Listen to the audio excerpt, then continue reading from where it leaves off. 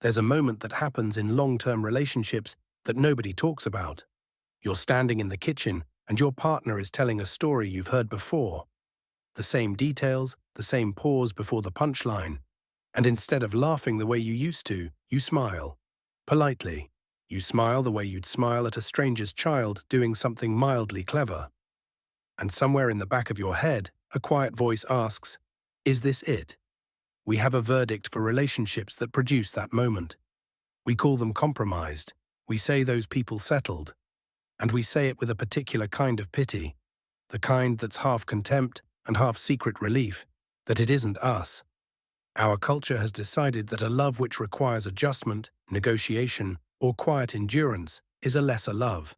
That real love, true love, doesn't ask you to shrink. But here's what we rarely ask.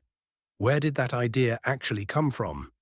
It didn't arrive through wisdom. It arrived through Romanticism, the 18th and 19th century movement that rewired how the Western world thinks about love.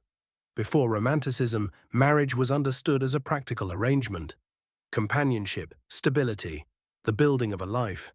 Not thrilling, perhaps, but honest about what life actually contains.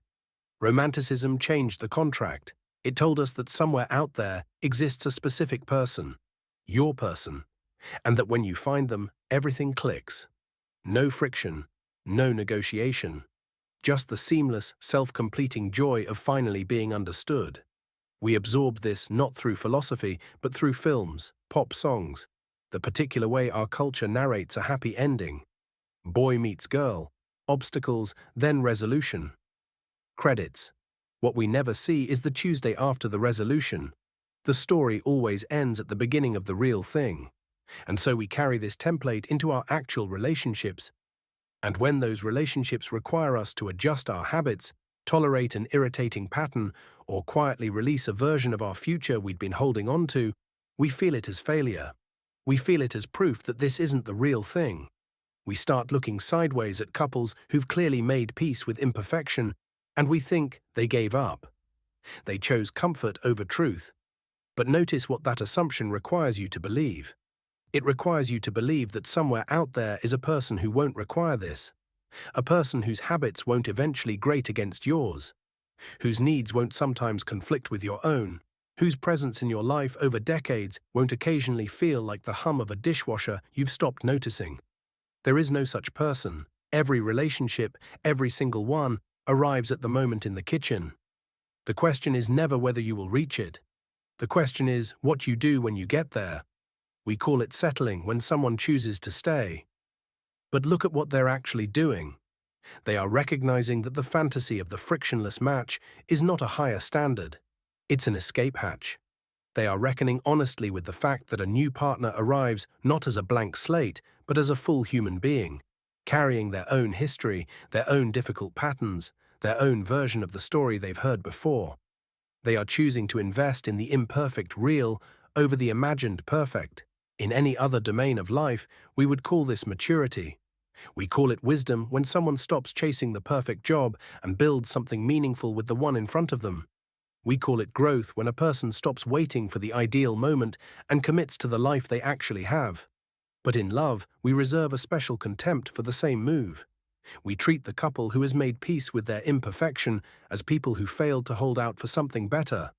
What we're really revealing, when we feel that contempt, is our attachment to the fantasy, not to love, to the story about love. Because the story is easier to hold than the real thing. The real thing looks like staying when staying is hard. It looks like making room for someone's sadness even when it inconveniences your evening. It looks like accepting that this person will not become a different person, and choosing them anyway, not in defeat, but in clarity.